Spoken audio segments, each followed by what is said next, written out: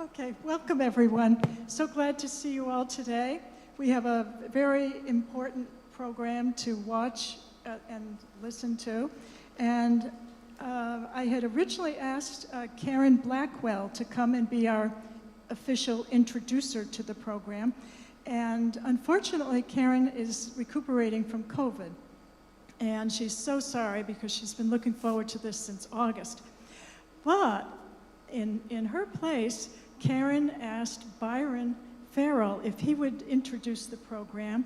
And this, of course, is a passion of his, the whole dementia topic, and especially this program. So I'm going to hand it over to Byron. Thank you. Thank you, Carol. As you all, and I think I'm probably the only guy in the United Church that's been to the more ladies' functions in the last several years, because they have good lunches, and I enjoy that. But I started when I was moderator years ago here. But this great pleasure for me to introduce to you today a really fine program. And you know, it's interesting how things get started. All right, Tim and his wife Denise had Alzheimer's in their family. All right, several years ago. They're from up east. They've been permanent residents on Marco Island for quite some time now, 15, 18 years, something like that. And in the back of their mind, there was always something, you know, we need to do something about this program. And when you have a passion about something, that really leads you down the right path. And I've only known Tim and Denise now for maybe a year and a half, and this program started in September a year ago. And this has been in the back of their mind for many, many years. And I'm telling you, they are passionate about it. They spend 24/7 planning the programs and doing things. And I've been involved with them now for almost since the inception of the thing. And I am really, really thrilled. As you well know, I've been going through the same problem for years. And so I'm not going to spend a lot of time talking about how good they are, because you'll know how good they are when he talks about it. So Tim, thank you very much for coming. Thank you, Byron. Thankfully for MDR, that's who we are, Marco Dementia Respite, MDR. Thankfully for us, Byron is now on our board of directors.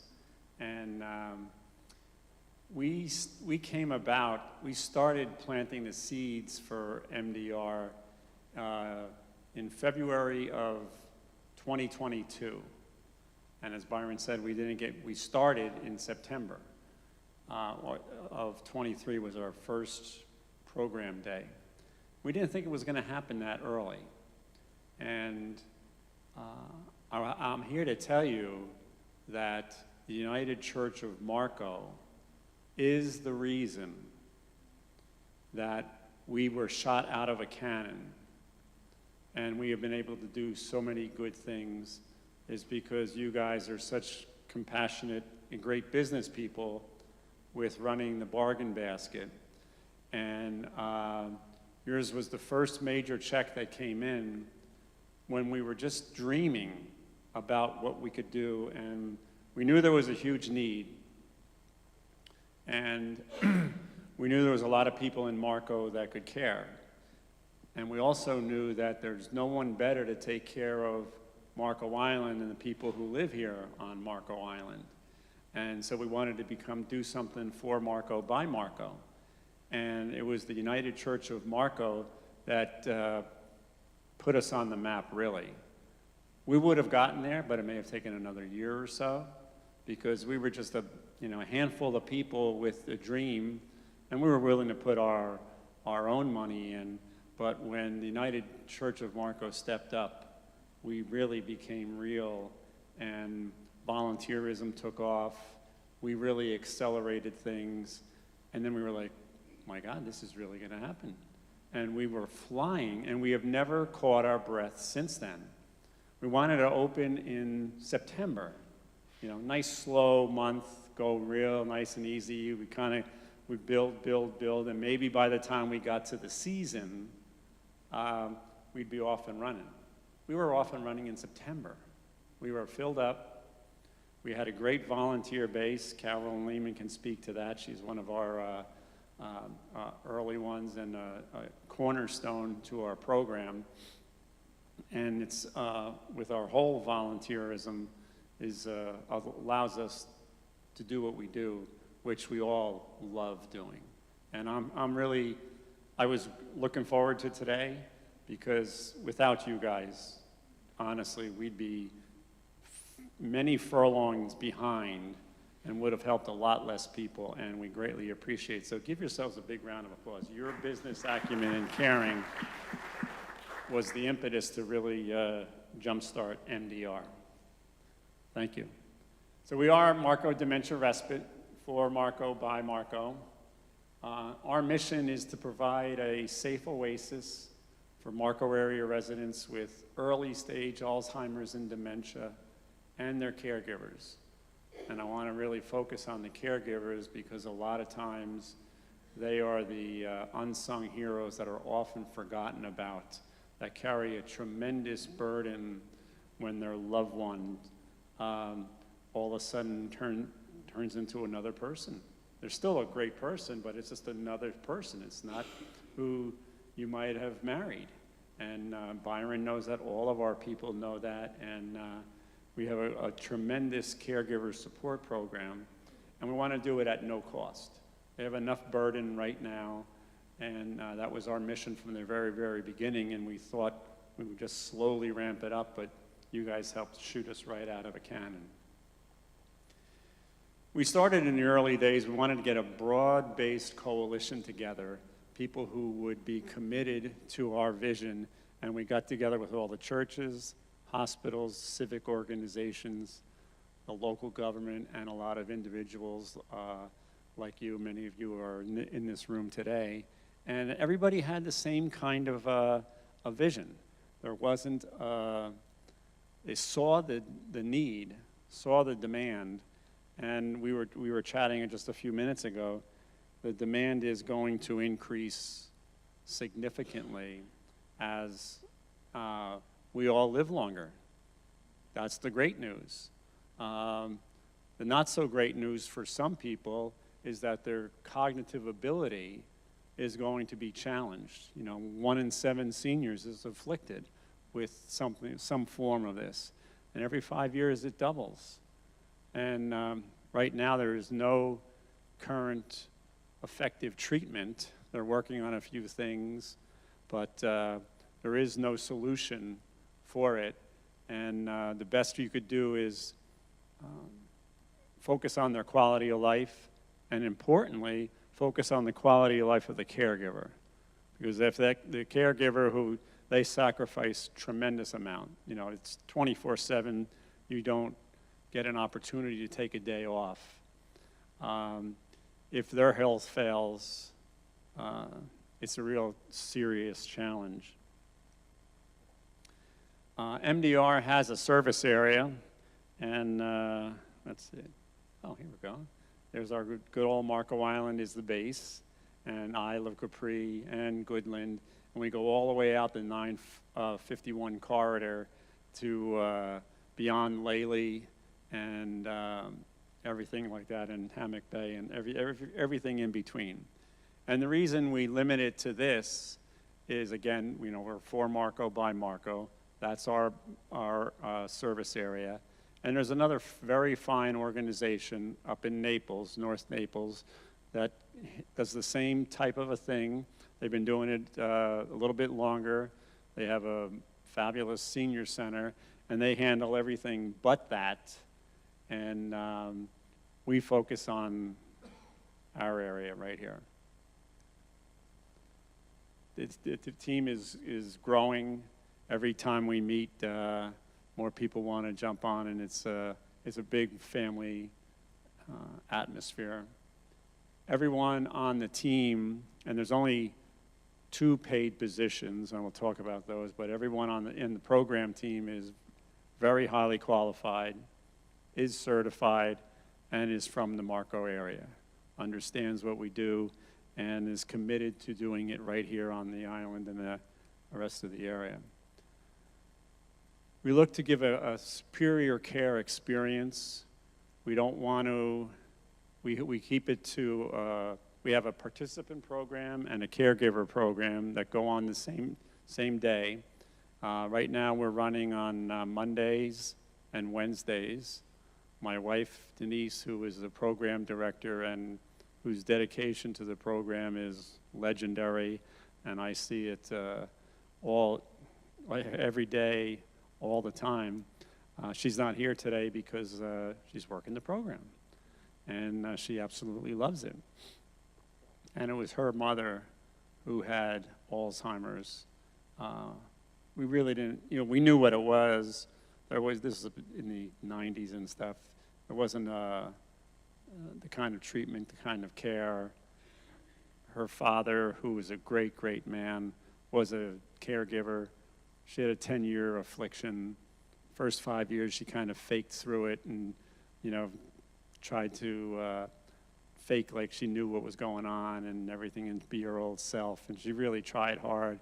And the last 5 years, the connections were all gone, and there was no MDR back then. And unfortunately for my father-in-law, after God took my mother-in-law up to heaven, 2 months later, his health went downhill, and he got cancer, he got any number of other afflictions that had him in its grasp for the next 5 years, and then he expired. So that's the kind of basis that people like myself, and a lot of people share this. There's people in this room right now who share this. I mean, you don't know if it's not in your direct family, you know somebody who's in their direct family. Their stories are legendary. So we like to keep our program days to 14 participants in the participant program. We have a high ratio of participants to volunteers. We want to really give good possible care there, and everybody is professionally trained. We have a very experienced social worker who is, her compassion our empathy for those afflicted with this is just fabulous, and she may not be the most organized person in the world, but there is no person who cares more about these individuals afflicted by early stage Alzheimer's than dementia by her, and everybody knows that. We also in the daily program have an on-site health aide. Again, it's through Always There Home Health Care, which is a Marco Island company that provides certified home health aides, and they do it for MDR. In our participant group, it's a 5-hour program, and goes Monday and Wednesday. A typical day will have a theme. We go through a theme. I could let Carolyn do this part of it here. We love to celebrate memories from the past. Their minds may be slipping in the immediate term, but their grasp of way things were a long time ago is right on the money, and they love talking about those old memories, and it really brings them, it's really a heartfelt time. We have cognitive fitness exercises program where they can tease and stimulate their brain. We want to have a gentle exercise, get them up and active and stretching. And I was talking to somebody earlier today, and somebody comes new into the program, and they're very reserved. They've been retreating into their own world for years, and it starts to become comfortable for them. And that's not good, because that's where they end up.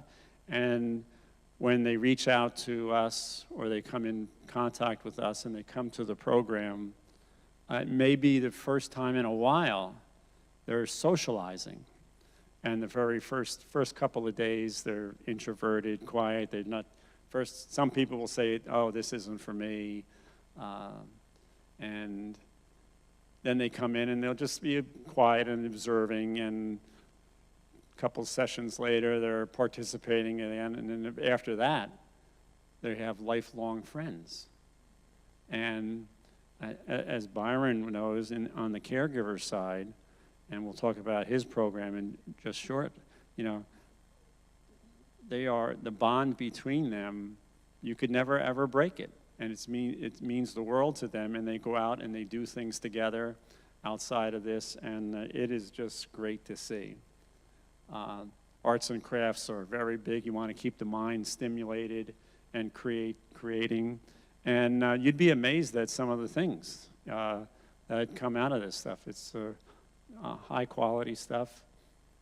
Music, again, is very, you know, everybody can remember that time when music really meant a lot to you. You know, it might have been in your late teens, early 20s, mid 20s, and it puts you right back in that time frame. And so we always end every program with 30 minutes of music that really gets them going and makes that connection. And another thing we found about almost a year ago was dog therapy. Again, there's a couple of ladies on Marco Island that have a couple of these cutest little dogs in the world. There they are right there, Jack, and I forget the other name right now. What is it? Do you remember the other guys? Jack is one dog, and yeah. We'll think of it. But they're precious, and we had no idea how this would go over. Home run. Everyone loves it, and these little dogs are trained to do little tricks for treats, and it's cute, and they come in, and everybody loves them. So that's a typical day there with we get local organizations. Here's the Girl Scout troop.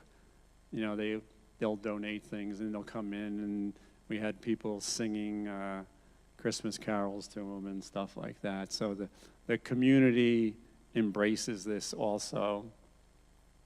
We have a lunch donation program with a lot of the meals are donated by local restaurants and caterers and individuals. We'd like to keep it on a healthy diet with participants, staff, and volunteers, because we have a lot of volunteers. It's about, could be up to 22 lunches every day. And Marco's own Al's Pals, who you've heard of and seen do their work through the food pantry and any number of other programs. They help us coordinate that. Hey, let me turn it over to Byron. Come on, I just throw Byron on the spot, because Byron, on a caregiver support, I told you how important that is. This man lives it, eats it, and breathes it. We realized how important this was, so we brought him onto the board 2 months ago, and he's made a lot of contributions to the program and now to the board, so thank you, Byron.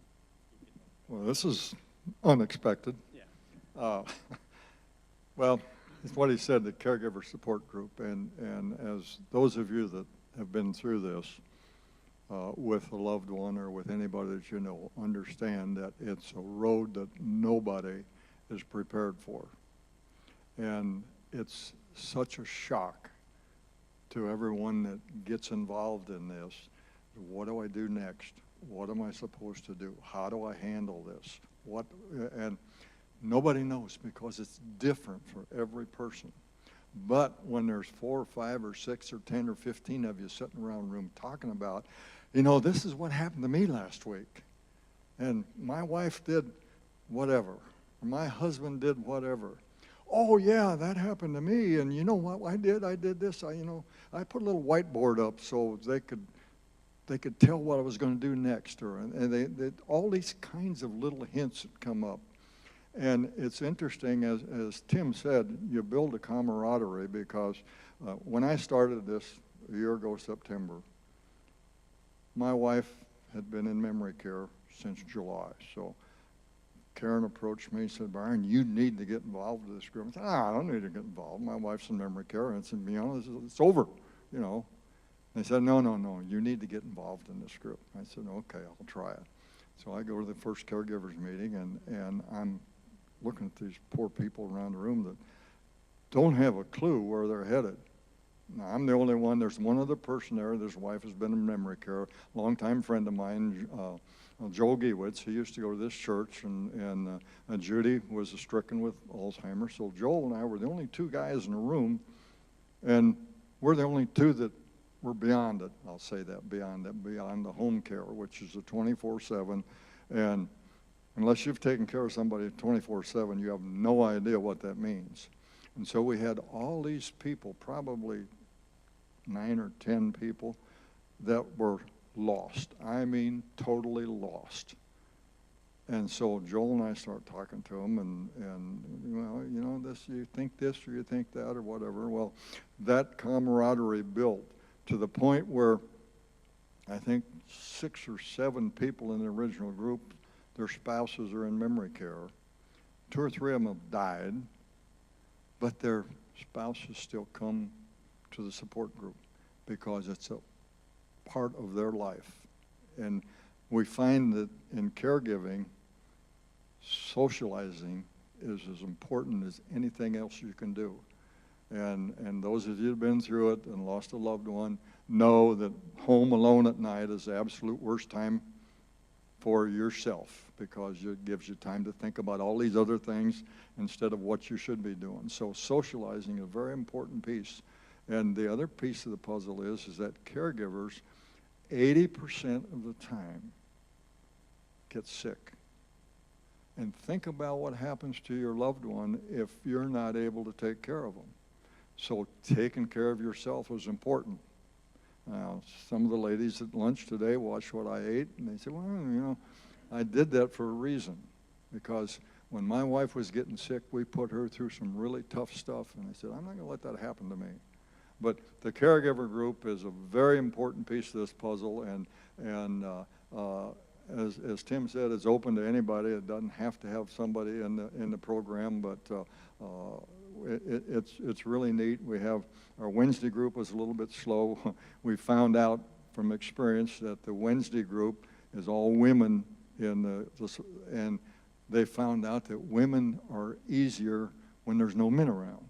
It's more sensible for them. So they're trying to split the groups up and have the men and women on Monday and then women only on Wednesday. I don't know how long that's going to work, but as Tim said, we're trying, experimenting, and doing other things, and hopefully we fill up and get another day going and that sort of thing. But the caregiver group is kind of out on their own. We've just had a wonderful experience, and it continues to get better. That's where I was earlier today, and it's every Monday and Wednesday, and we start at 10:30, and I just told them today at 12:15, I said, I got to leave. I've got to go somewhere else. And stay as long as you want to. Some of them stayed, but most of them went home. But it's a very important piece of this whole network thing. Thank you. Oh, thank you. Thank you, Byron. It's so that's our second cornerstone program. You've got the participant program, and you have the caregiver program Monday and Wednesday. And we are dedicated to bringing on as many new things as we possibly can. One of our members of our board of directors is Dr. Paul Nussbaum, who I knew as the best shortstop in men's softball in Marco Island. I didn't know he was Dr. Nussbaum, and I didn't know he was an author and a very well-known man on Alzheimer's and dementia. And until I met him in his professional duties, and I said, come on board. And he was, again, one of the first people to come in on the board of directors. And he's given us, sage advice for the past year and a half. But now it's his time he created a brand new program. And it's called the Memory Assessment Center. And it's kicking off this month. You're going to read more about the MAC. And it's the first time we're doing something that'll be proactively where you, a loved one, a neighbor, or anyone you know can come in and meet with Paul. Maybe things are slipping. You're not anywhere near the stage of early stage Alzheimer's or dementia, but you're not satisfied with your cognitive abilities, or you might notice a few things slipping. Or you might be afraid that maybe your loved one does have it. You can make an appointment with Paul. MDR will subsidize this, and it's going to, you'll probably read about it in the local papers in a week or two, probably 2 weeks, the way things, you have to dot every I and cross every T. 2 weeks, you'll read about it. It'll be open to all area residents.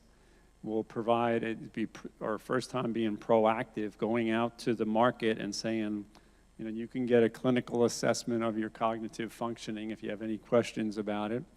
Find out where you may or may not be on a staging of dementia, and get a written report for you where it could be somewhere, get some treatment or care recommendations. And Paul is a gem. If you know him, I don't have to say anything more. When you meet him, I'll never have to say anything again. We're very fortunate. What we found out since we first came together and we said, well, let's do this for Marco, by Marco, who could take care of Marco better than Marco people, is the amount of serious resources right here on this island that goes untapped or underutilized is tremendous. And we were very blessed to be enriched by a lot there right now. So if you know someone who could potentially fit in this category, or if you know a caregiver who might be drowning, or you want to volunteer, Carolyn will let you know there's great opportunities to come in and volunteer, and like most situations of a well-run organization like that, you get back so much more than you end up giving, and everybody tells us that. That's the number to call. That's my wife's cell phone number. She is dedicated to this, as we all are. Everyone in the group becomes passionate about this, and we would encourage you to do this. You know, you won't regret it. And you may find somebody out there who is just, you know, they walk into the room and they forget why they came in there, and it goes on, and that's the beginning, and it escalates from there sometime. Well, we'll have the MAC program to be a little proactive in that. We'd love to hear from you. And we moved to St. Mark's several months ago because, I say unfortunately, it is kind of unfortunate, but we need expansion capability. We'll be putting on new programs, and we'll be putting on more days as the demand increases. We are not. We are not. So we're over at St. Mark's. And it's because we were doing it there Monday and Friday. And we found out after we went into the first off-season, our counts on Friday started to plummet. What happened? Well, in season, you didn't really notice it because we were just at capacity, like everything else is, you know. But in off-season, we didn't, and we found out that the Alzheimer's Support Network runs a program on Fridays. And as any good caregiver will tell you, they will take care any way they possibly can get it. And they won't tell us, but you know, they were double dipping. God bless them. They just need support. And we met with them and said, you know who we are, we know who you are. What do you think about Fridays? And they were basically saying, well, we've been doing this for 16 years. You're the new kid on the block, so you got to change. And that old facility had no expansion capability and no other date that we could go to. So then we are fortunate that St. Mark's has a fine facility, good leadership, and they're very compassionate people, just like you. And we're there at St. Mark's. We have Monday and Wednesday, and we have another day ready to go. And we have Paul's program that could be housed there. The caregivers are there now in a nice, warm, library-like setting. So it worked out perfect for us.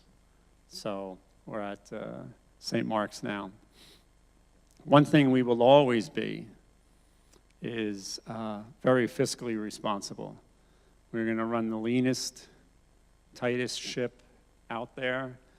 We had some, marketing and startup expenses. We're flushing through those. We will never spend any more than that.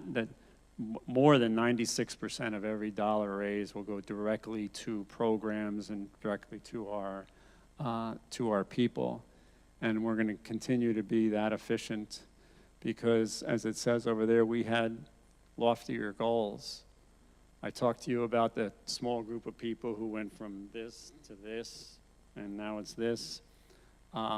We all had the same kind of a vision that there was a void in this kind of care. But it doesn't stop there on Marco Island. Our vision was to be a catalyst for a more unified approach to overall senior care on Marco Island. And what that means is care in any number of ways, leading up to becoming a catalyst and working with groups to bring a dedicated senior center to Marco Island. There are a number of great programs out there. It's all disjointed. You have to go through the local paper and pick this day, that day, over here, over there. There isn't one great facility, but there are people who see this as a need, and there will become a dedicated senior center on Marco Island. We're part of the groups that are discussing this. We've been blessed for caring people to join us and also help fundraise, which this church was the first, the one who really jump-started us, and we'll never forget that. But we're doing well, and I think it's because everybody can relate to this need. If it's not you, as I said earlier, you're going to know somebody. But beyond that, we're going to continue to add Alzheimer's, dementia-related programs like the MAC. But for seniors and quality of life in general, why isn't there one big dedicated place where you can go and whether it's play cards or play basketball or kids, not kids, but seniors doing this, that, and the other thing with their own camaraderie. MDR will continue being MDR, but this goes beyond that, and we're going to help make that happen. So that's what we're fast about right now. But we're going to take care of our two cornerstone programs because that's what we're dedicated to doing. We're going to launch the MAC, and then that'll be our first proactive outreach to the community. And this is still on the table to develop, so eventually all those other things will all be different programs that'll be related to increasing the quality of life to senior citizens, which will always be the lifeblood of Marco Island. So that's what we're all about. And on behalf of our staff, our participants, our caregivers, our volunteers, I can't thank the United Church of Marco enough because you really jump-started us and took something that could have been this long and brought it like this, and now we're off and running. And I'm grateful for your time, and certainly will take any and all questions that you have. Yeah. Yes. Yeah. Yeah. He is. I don't have his credentials up here, but he is well-known and you know, he's on our website, but you'll be hearing more, like I said, within the next 10 days, there'll be something, a major announcement in the local papers, and we'll keep sending it home. Yeah.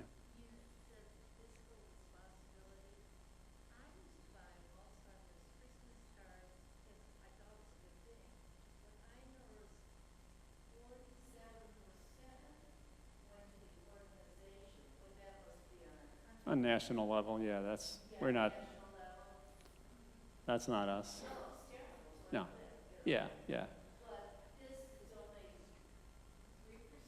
Yeah, we're, you know, we get everything, even our food, our volunteer time. We have the 2 paid staff, that's it for this whole organization. Byron puts in a tremendous amount of his own time, and there's other people that help support him in our caregiver group, which is busting at the seams. And we're all glad to do it, and that's how we're going to operate. And we're able to subsidize the MAC program, and I'm sure before the end of this year we'll come out with something else. That will be a new program that has never been, couldn't even tell you what it might be because we haven't dreamed it up yet. The MAC wasn't even a dream or a little thought given to it 9 or 10 months ago. But now we're ready to launch it, and I'm hoping, you know, you'll know people who will benefit from it. And when you meet Paul, you'll know that we are rich with assets here on Marco Island.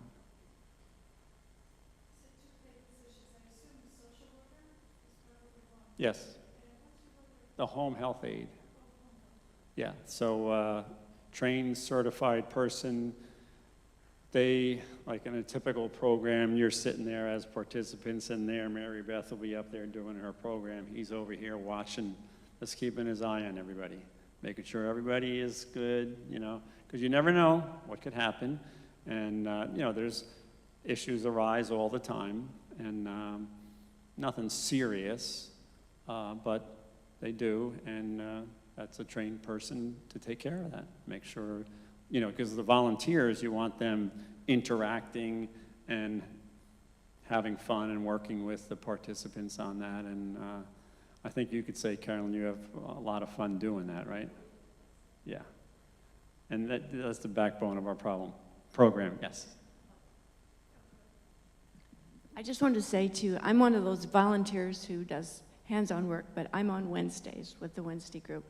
If you have any questions, besides calling Denise on the phone, and you want to catch me after church, if you're at 8:15, or you want to give me a call, I'd love to talk to you about the program if you have any questions at all. But from a volunteer perspective, I think it is just fantastic for the participants because it really enriches their lives. And ours, right? Yes. Yeah, and we like to keep a stable but steady stream of local volunteers in there so they get to know them and develop relationships, because the last thing they need is to constantly be switching people in and out and changing the environment up. And we are blessed with people who just love it, and you can't recruit for that, you know, and we're grateful that we have people like Carolyn. So if anybody else is in here and wants to, you can talk to Carolyn. You have Denise's number up there. We'd love to get you in. Yes. Yeah.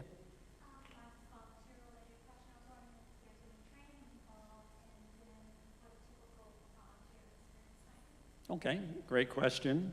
And there's two ways to volunteer. One would be a 2-hour commitment, and that would be as a lunch host.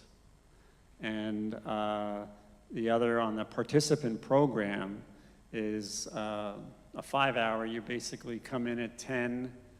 The participants arrive at 10:30. You have the first half of the program for an hour and a half, then you break for an hour lunch, you get lunch, you participate in the programs. We help the participants get the answers and involved there. We don't need to go showing how smart we are, and then they have a good lunch provided, and then an hour and a half other, the program is great, and it's always constantly being changed up, and so that's the 5-hour thing, and the lunch hosts. All the food is donated, and it'll come in around 11:15 or so, 11:30, and it's served from 12 to 1. In our new setting, the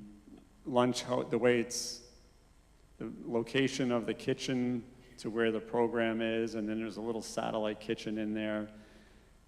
It allows the lunch host to be closer to the participants and interact, and even we're encouraging them now to have lunch with them also, to sit down and have lunch and build that bond. Carolyn, she's master of the 5-hour program, and it goes pretty quick, doesn't it, that day? It's a fast-paced, and it's like Art Linklater said, kids say the darndest things. This is the same thing with our program people. You just say the darndest thing, and it's every day is completely different and unscripted. And you could go once a day, you could go once a month, but we would like to have some dedication and consistency, because that's really what makes them feel at home. And I haven't seen anybody who doesn't come in that says, sign me up, and when. And there is training. We would bring you in and expose you to it quickly so you get an idea of what it is. And if that's pleasing to you, then we do a background check, because obviously we want to make sure, we're putting, we know exactly who's going to be put in front of any of our, those afflicted and the caregivers. So, but that's easy, and we haven't had anyone rejected yet. Thank God I didn't have to go through one, so I was okay. At least they think so. Anyone else? Yes? Is there a waiting list? Seems like such an appealing program. Yeah. Right now, before we get to the end of this season, I'm sure before we get to the end of the season, we will be completely full. We were completely full last season. By the nature of this disease, passing on to the greater life is a reality and is always going to happen. And last year, we lost 3 people, which sounds like a lot. But there was half a dozen more waiting to come right in. But as I speak this moment, we are accepting new applications in, and we're always looking for good, heartwarming volunteers. So that's always open. Yeah.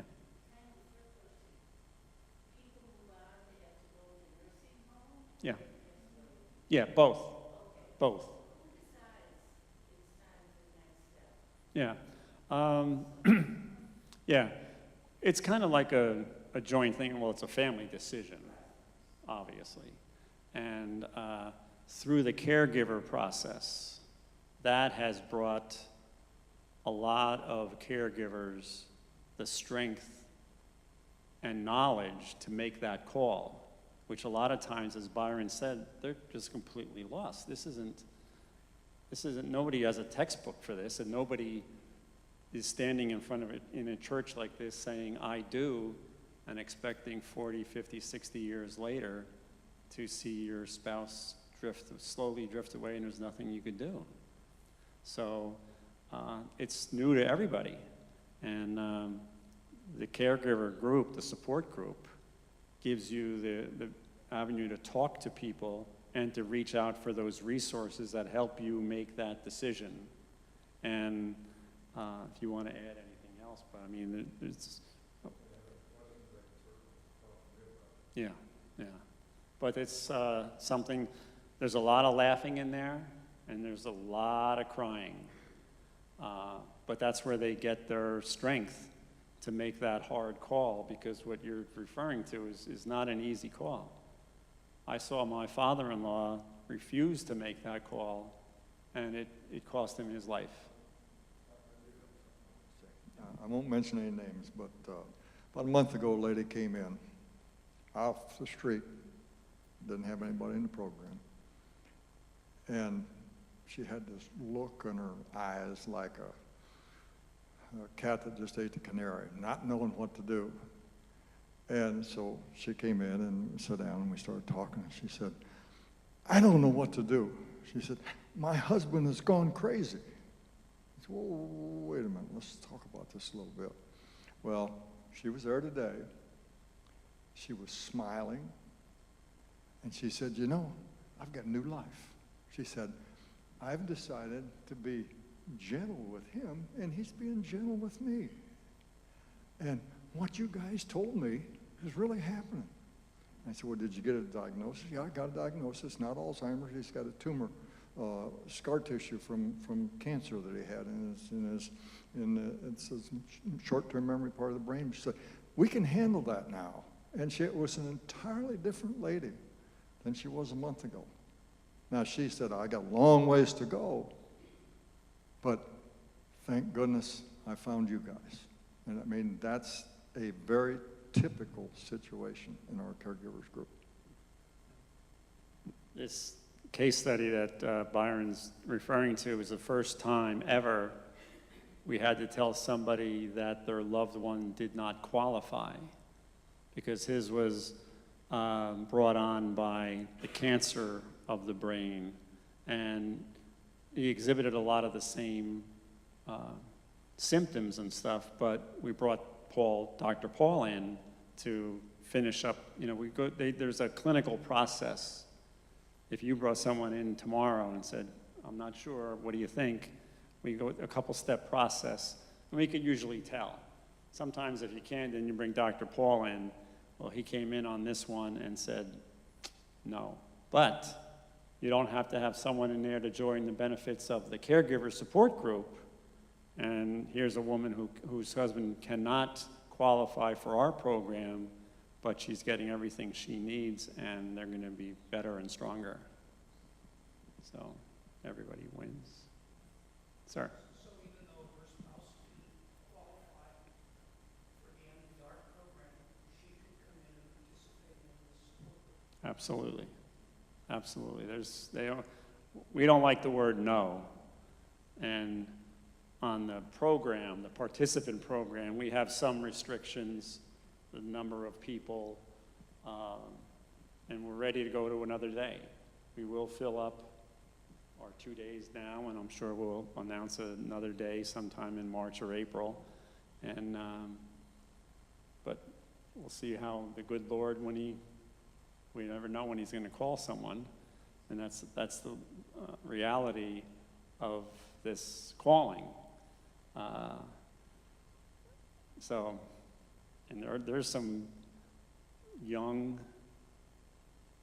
thriving 90-year-olds in the program who teach others, and they have all, I mean, they're classic. They're definitely have Alzheimer's and dementia, and they still have a good quality of life. And when you're with people like yourselves, whatever your if you're a knitter, I'm not a lousy example, but when you're with people that like the things you like, you're more yourself and you become relaxed and life is good.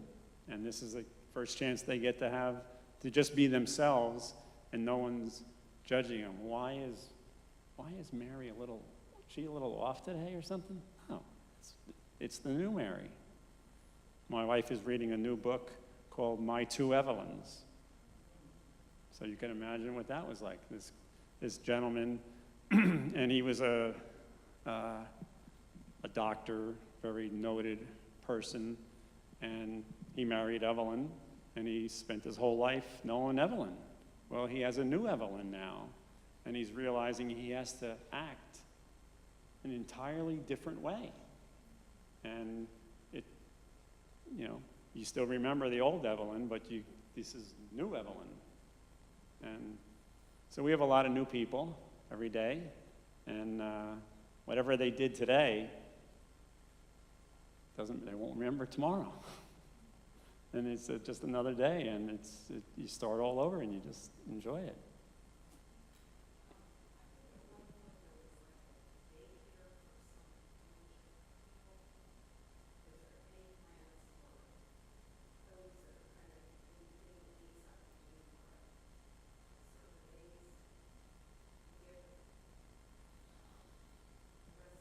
Mm.